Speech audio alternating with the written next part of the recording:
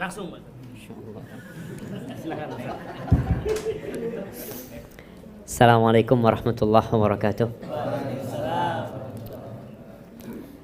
Alhamdulillahi wa kafa. Wassalatu wassalamu ala nabiyil mustafa wal habibil mujtaba sayyidina wa maulana Muhammadin wa ala alihi wa ashabihi wa man iqtafa. Amma ba'd.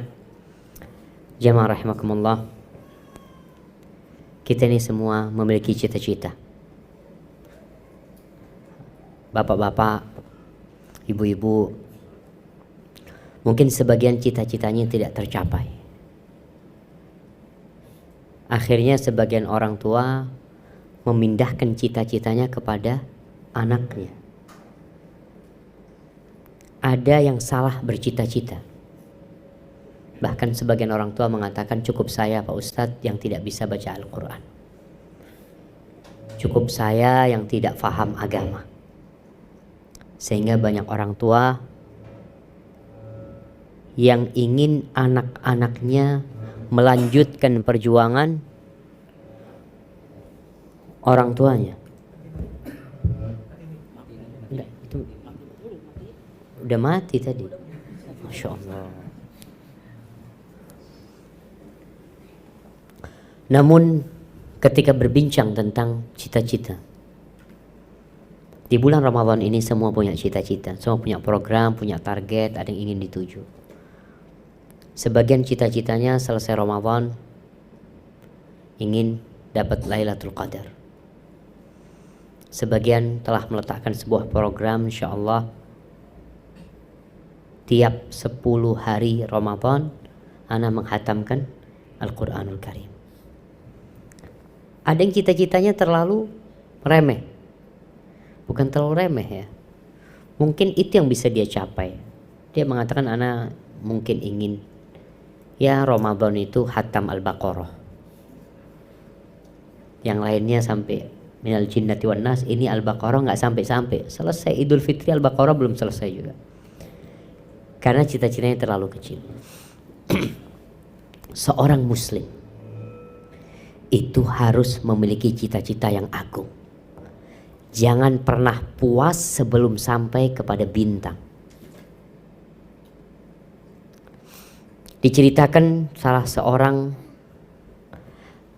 raja Mesir, tepatnya pada tahun 292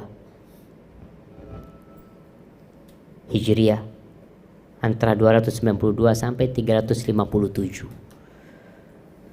Ada seorang yang namanya Kafur Al-Ikhshidi. Dia hidup di antara 292 sampai 357. Dia ini awalnya budak. Yang hitam, jelek rupanya. Ya kalau ngelihat bibirnya, ngelihat kakinya. Dia itu diperjualbelikan di pasar budak di Mesir sana. Dia ngobrol sama temennya, sama-sama budak. Ditanya ini,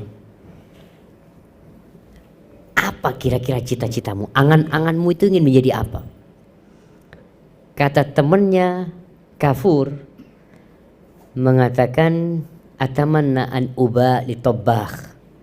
Aku berharap kalau nanti aku dijual, yang membeli aku itu chef, tukang masak, koki. Kenapa? Li'akul ma'asya, agar aku bisa makan sepuasku, agar aku bisa kenyang setelah aku hidup penuh kelaparan. Maka aku berharap dapat majikan koki. Kalau ente mau jadi apa? Amma Kafur mengatakan, aku kok kepingin jadi raja Mesir. Budak ini jemaah, ingin jadi raja Mesir. Dengan harapan aku bisa berkuasa, perintahku, titahku senantiasa dijalankan, laranganku senantiasa dipedulikan sama mereka. Itu yang aku inginkan. Subhanallah, setelah beberapa hari, betul jemaah,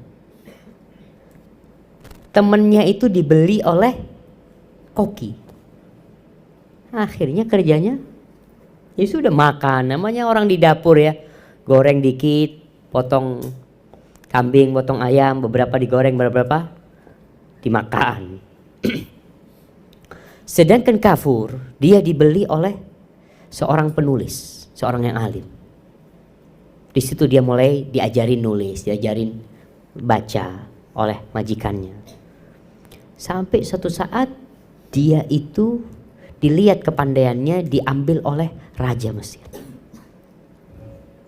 Karena raja ini melihat budaknya ini pinter, karena dia punya cita-cita yang tinggi. Mau tidak mau orang yang memiliki cita-cita yang tinggi akan berusaha. Ada orang yang ahli khayal, sukanya menghayal, aku kepingin ini, tapi dia tidak berbuat. Adapun kafur, dia melakukan apa yang dia inginkan. Akhirnya awal karir dia dijadikan komandan perang, panglima perang, sukses. Dan dilihat oleh rajanya, kafur ini orangnya amanah, ya, baik.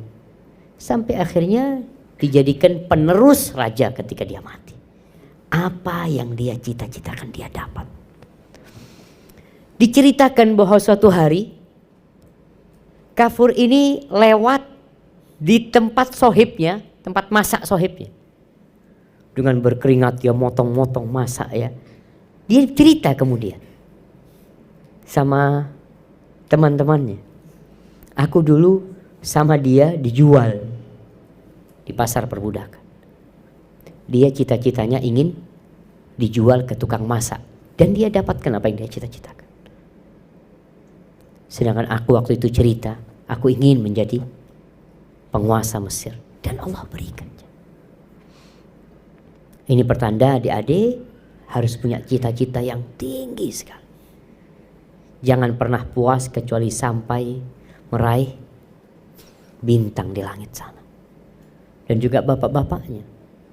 Ketika anak-anaknya itu menghayal, bercerita tentang cita-cita keinginan dia, tolong dibantu. Jangan dipatahkan keinginan anaknya. Yang perlu adalah diarahkan. Kalau engkau benar ingin menjadi seperti itu, ya sudah engkau harus melakukan ini dan itu. Dibimbing anaknya untuk meraih cita-citanya. Allah Azza wa Jalla di surah An-Nisa ayat 59 Allah mengatakan la yastawil qa'iduna minal mu'minin ghairu ulid darar wal mujahiduna fi sabilillah bi amwalihim wa anfusihim. Enggak sama orang-orang Islam yang duduk tidak ikut perang dengan orang-orang yang berangkat perang, berjihad di jalan Allah bi amwalihim wa anfusihim. Enggak sama mereka.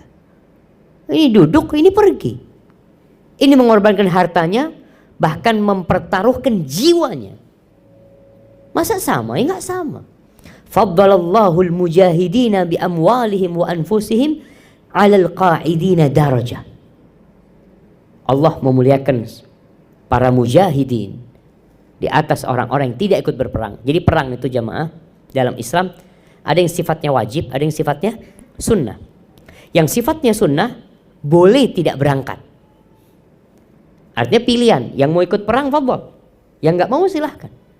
Tapi nggak sama pahala mereka. Allah sebutkan bahwasanya Allah muliakan orang-orang yang mujahidin satu darajah. Satu darajah itu antara langit dan bumi mungkin jemaah.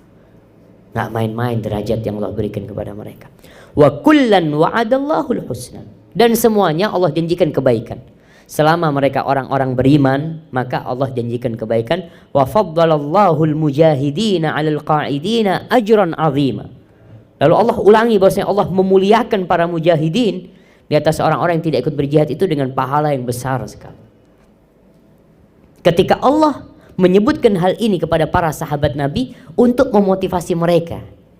Sehingga kalau dilihat para sahabat itu berlomba-lomba untuk berjihad. Bahkan kadang-kala anak itu ribut sama bapaknya. Pernah Jabir bin Abdullah ribut sama bapaknya Abdullah. Katanya Jabir, abah di rumah aja biar anak yang berangkat perang. Kata abahnya, engkau yang di rumah, bapak yang mau berangkat perang. Bapak titip tuh adik-adikmu sana. Subhanallah, ada lagi yang anak sama bapaknya ribut, sang anak yang berangkat perang. Ketika ribut anaknya katakan, abah urusannya ini urusan surga abah. Kalau bukan surga anak suruh abah berangkat. Kata, enggak, anak yang mau berangkat. Dan berangkat mereka. Jadi ketika bicara tentang hukum wajib dan sunnah, dalam mengamalkan sunnah, mereka itu berlomba-lomba. Jadi tidak meremehkan. Sedangkan semangat orang-orang sekarang itu, kalau mendengar kalimat ini sunnah, malah tidak mengamalkan. Banyak orang yang tidak berangkat ke masjid, sholat berjamaah umpamanya. Padahal kita tahu, pahala 27. Tapi kadangkala masih banyak yang tidak mau ke rumah Allah Azza wa Jalla. Ada bocah kecil yang dia itu menjadi pelayan Rasulullah sallallahu alaihi wasallam. Kenapa? Baterainya.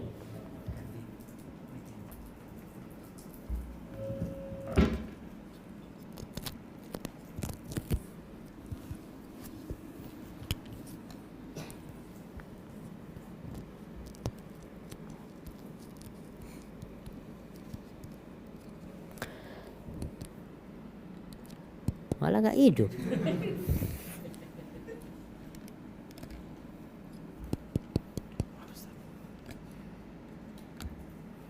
Masya Allah.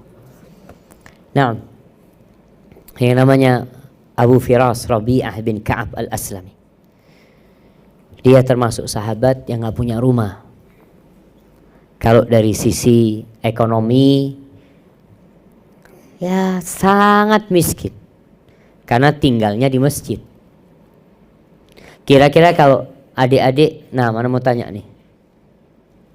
Yang paling belakang. Mau jadi apa?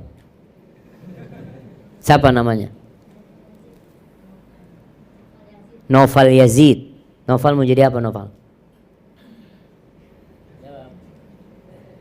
Fadlan Noval.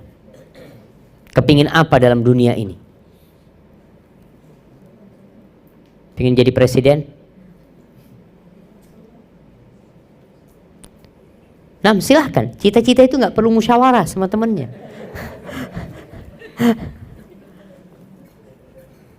Ya Novel, tafadhal.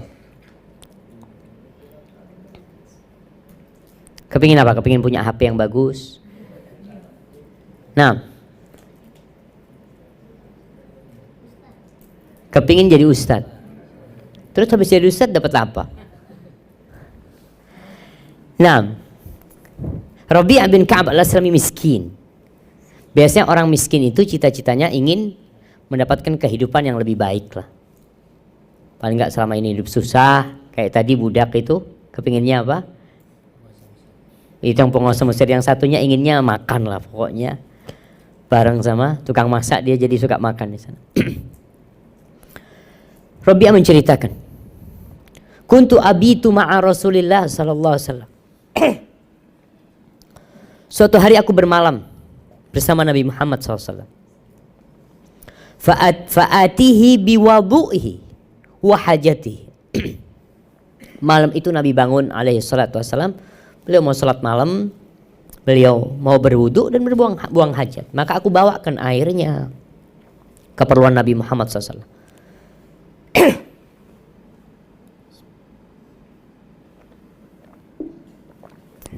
Alhamdulillah. Dan kebiasaan Nabi Muhammad SAW, kalau ada orang berbuat baik kepada beliau, beliau selalu membalasnya. Dan ini salah satu adab dan etika yang harus dimiliki seorang muslim. Kalau tidak bisa membalas, maka doakan dia. Ucapkan jazakumullah khair.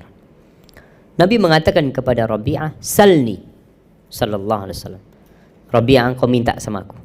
Silahkan, kau mau minta apa? Kesempatan nih.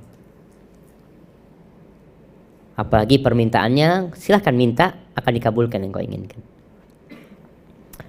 Apa kata Rabi'ah? As'aluka murafaqataka fil jannah. Aku ingin menemanimu sampai surga ya Rasulullah. Gak minta macam-macam ya. Kata Nabi SAW, awa ghaira dhalik. Yang lainnya Rabi'ah, jangan itu, minta yang lainnya. Qultu huwa dhak. Itu Rasulullah SAW yang aku inginkan. Gak minta yang lain. Dia tidak ingin punya rumah yang bagus di dunia, enggak. Dia tidak ingin jabatan, enggak. Dia minta supaya bisa mendampingi Rasulullah sallallahu alaihi wasallam di surga. Faqala sallallahu alaihi wasallam fa'inni ala nafsika bi kathratis sujud. Kalau seperti itu, maka bantu aku dengan engkau banyak-banyak sujud. Untuk meraih cita-citamu itu harus ada usaha. Maka bantu aku dengan engkau banyak sujud, banyak sholat. Dan Rabi'ah pun melaksanakan apa yang diperintahkan oleh Nabi Muhammad sallallahu alaihi wasallam. Al-Mutanabbi, seorang penyair, mengatakan, "Idza ghamarta fi syarafin marumin, fala taqna bima duna an-nujumi. Fa ta'mul mauti fi amrin haqirin ka ta'mil mauti fi amrin 'azimi. Yarumul jubana annal ajza aqlun wa tilka khadi'atut tab'il la'im." Kata dia, kalau engkau sedang berusaha mencari sebuah kehormatan, sebuah cita-cita yang agung, maka jangan pernah puas sebelum sampai bintang. Karena apa? Rasa mati dalam meraih sesuatu yang hina dengan sesuatu yang mulia itu sama aja. Jadi orang mati dalam rangka meraih satu kehormatan dengan meraih sesuatu yang hina, itu rasanya sama aja. Kalau rasanya sama, maka kenapa kita mencari sesuatu yang remeh? Carilah sesuatu yang besar. Lalu dia mengatakan, para pengecut itu berpikiran bahwa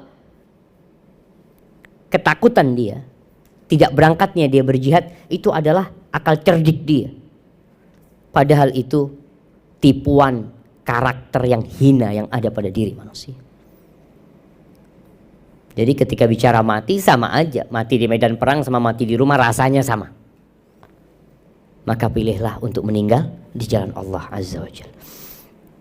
Siapa yang tidak kenal dengan Khalifah Umar bin Abdul Aziz rahimahullahu ta'ala, cucunya Umar bin Khattab. Jadi adalah keturunan Umar bin Khattab di darah dia. Umar bin Abdul Aziz, ini cerita sahabatnya Raja' bin Haywa, seorang alim ulama pada masa itu. Dia cerita, Umar bin Abdul Aziz ini pernah nyuruh aku untuk beli baju dengan harga 6 dirham. Dia sudah jadi khalifah. Khalifah itu bukan presiden, jemaah. Presiden itu hanya ya di Indonesia umpamanya. Khalifatul Muslimin pada waktu itu, di mana ibu kotanya? Pada masa Umar bin Abdul Aziz, di Damaskus. Di Damaskusan. Kekuasaannya itu Irak, Iran, sampai ke Azerbaijan. Subhanallah. Sampai nyebrang ke Andalusia, melewatin Mesir, terus menuju ke Tunis, menuju ke Maroko, lalu nyebrang ke Eropa sana-sana. Itu kekuasaan Umar bin Abdul Aziz. Dia minta dibelikan baju dengan harga 6 dirham. Fa'ataituhu bihi fajassahu. Aku bawa baju dengan harga 6 dirham. Nih bajunya, lihat kau. Dipegang sama Umar bin Abdul Aziz, dilihat kainnya. Katanya, huwa ala ma uhibbu. Ini Masya Allah, ini kesukaanku nih, baju ini. Laula anna fihi linan. Tapi ini bajunya terlalu lembut. Terlalu lembut. Harganya 6 dirham. Terlalu lembut. Qala fabakaitu. Lalu Raja ini nangis. Qala fama yubki. Raja, kenapa kau nangis? Qala ataituka wa anta amir. Ingat, waktu engkau masih gubernur. Umar bin Abdul Aziz pernah jadi gubernur Madinah. Waktu kau jadi amir, qabla an tusbihul khalifah, sebelum kau jadi khalifah, aku pernah datang kepadamu membawa pakaian dengan harga 600 dirham. Jamaah, dulu itu harga kambing, 1 ekor kambing 10 dirham. Kalau 600 berarti dapat berapa ekor kambing? 60 kambing. Ingat dulu waktu engkau jadi gubernur, masih gubernur, aku datangkan kain dengan harga 600 dirham. Lalu engkau cek dan engkau mengatakan huwa ala ma uhibbu. Kau katakan ini bagus, ini aku suka yang seperti ini, tapi kok kasar. 600 dirham kasar, 6 dirham terlalu lembut, kata dia. Apa katanya? Dan sekarang engkau sudah jadi amir, sudah jadi khalifah, Masya Allah, aku datangkan 6 dirham, kau bilang terlalu lembut dia itu. Apa yang terjadi sama engkau? Faqala ya Raja. Lalu di sini rahasianya. Wahai Raja, inna li nafsan tawaqa. Aku tuh punya jiwa yang ambisius. Taqat ila Fatimah binti Abdul Malik fatazawwajtuha. Jiwaku dulu itu berambisi untuk menikahi Fatimah binti Abdul Malik. Fatimah ini putrinya Khalifah Abdul Malik bin Marwan. Masih sepupuan lah. Aku ingin bisa nikah sama anaknya Khalifah. Dan subhanallah, aku bisa menikahi. Wataqat ilal imarah. Dan aku berambisi untuk menjadi gubernur. Dan aku jadi gubernur Madinah. Fawallaituha. Wataqat ilal khilafah. Nggak berhenti ambisinya. Aku berharap untuk jadi khalifah. Fa'adraktu. Dan sekarang aku jadi khalifah. Waqad taqat al-an. Sekarang ini jiwaku itu berambisi untuk masuk surga. Fa'arju an udrikaha insyaallah. Aku berharap aku bisa masuk surga. Jadi proses itu jamaah. Tatkala seorang tahu setelah jadi khalifah apa yang mau dicari jamaah. Jadi orang nomor 1 pada waktu itu. Terus kau mau cari apa? Maka tatkala itu Umar bin Abdul Aziz subhanallah meninggalkan semua kenikmatan dunia nih. Karena dia tahu untuk masuk surga ini harus ada yang dikorbankan. Umar bin Abdul Aziz awal jadi khalifah, dia dudukkan istrinya Fatimah binti Abdul Malik. Dia katakan, Fatimah, engkau punya banyak perhiasan, engkau punya banyak harta yang dikasih oleh bapakmu. Bapaknya dulu khalifah. Maka kalau engkau tetap ingin bersamaku, tolong semua harta itu kau kembalikan. Karena engkau tahu sendiri bapakmu dapat dari mana harta-harta itu. Kalau engkau milih bersamaku, kalau enggak ya sudah, kita pisah. Akhirnya sama istrinya dikembalikan semua. Dia hidup bersama Umar bin Abdul Aziz. Suatu hari datang orang ke rumah Umar bin Abdul Aziz, kata dia. Ditanya, mana Umar bin Abdul Aziz? Kata dia, aku, kata dia. Loh, engkau kok berubah? Kata dia. Yang awalnya dengan pakaian-pakaian yang mewah, dengan segala keindahan jamaah, dia jadi hitam. Maka suatu hari Umar bin Abdul Aziz itu pernah menyebutkan sebuah syair ya. Ketika lihat orang-orang lagi ngubur jenazah, waktu itu panas. Sebagian orang itu akhirnya berteduh di bawah pohon. Sebagian menutupi wajahnya dengan tangannya. Kata Umar bin Abdul Aziz, wahai orang-orang yang sekarang ketakutan dengan panas. Kau tahu suatu hari wajahmu itu akan ditempelkan ke debu, akan penuh dengan ulat dan cacing, dan engkau akan ditinggalkan oleh umat semua. Kan kadang-kala sekarang orang peduli banget dengan kulitnya.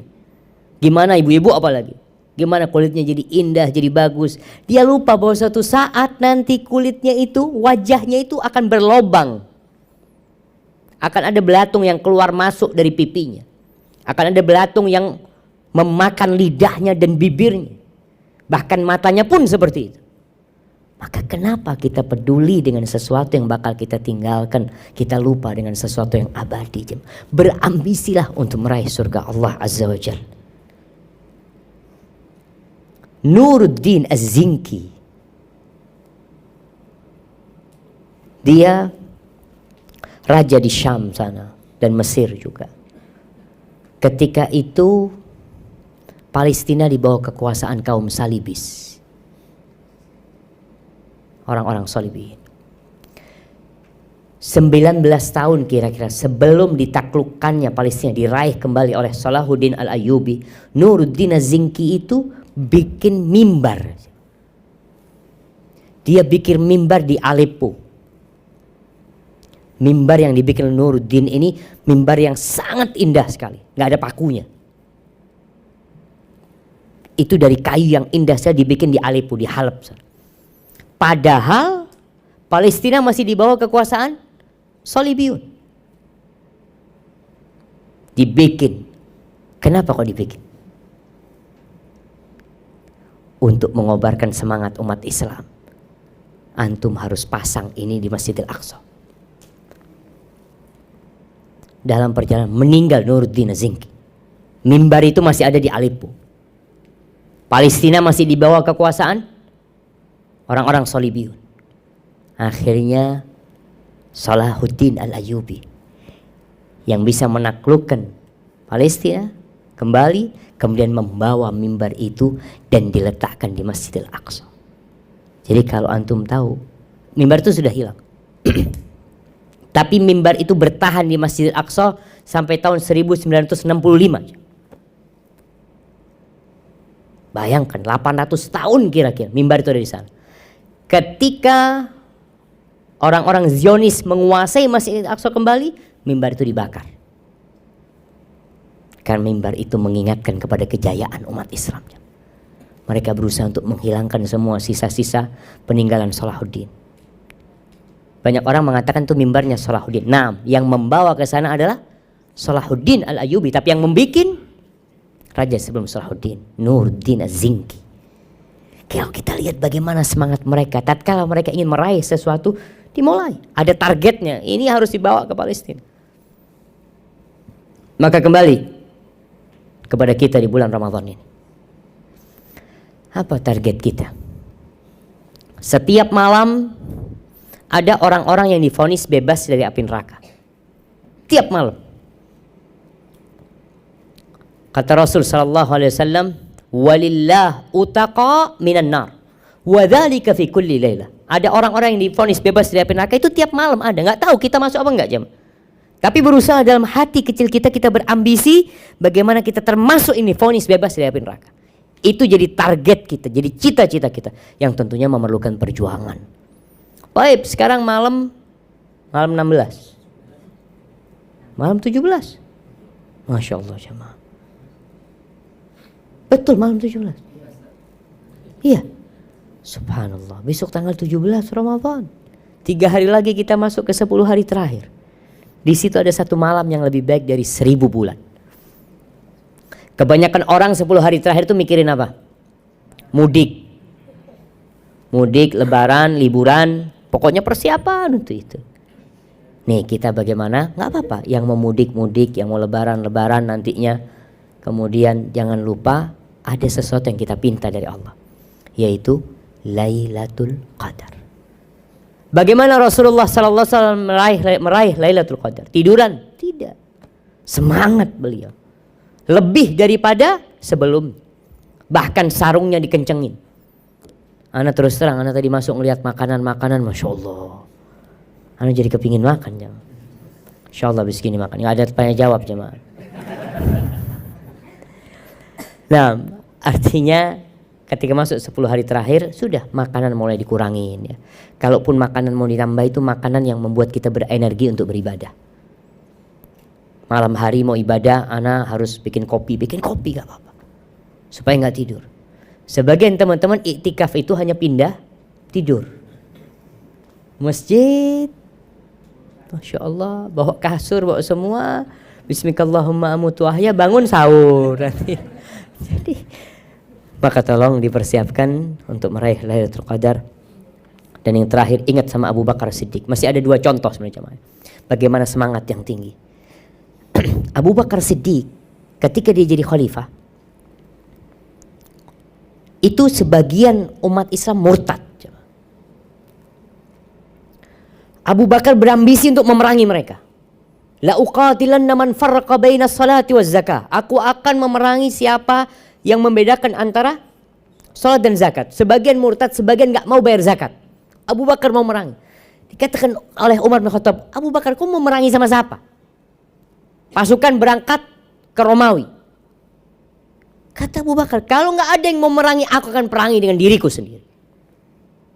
Ambisi ya, enggak main-main.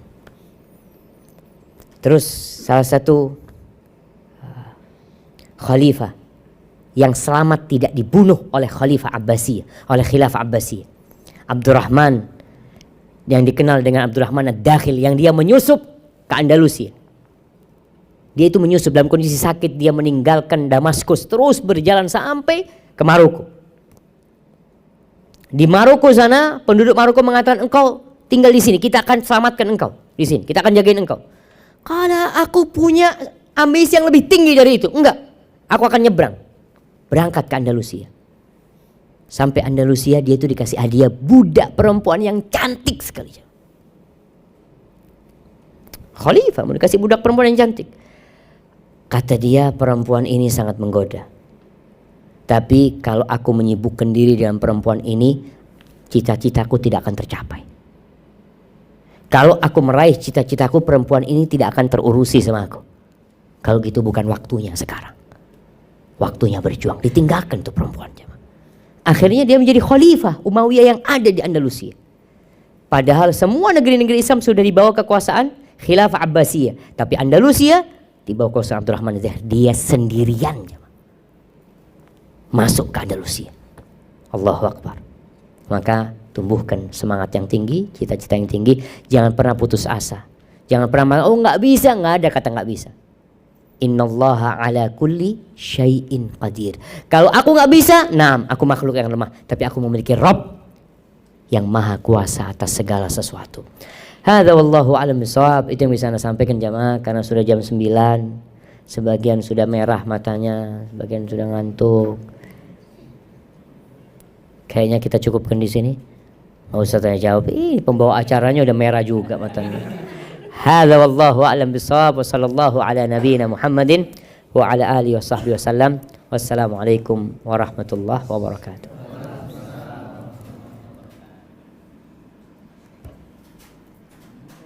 Mic-nya kan?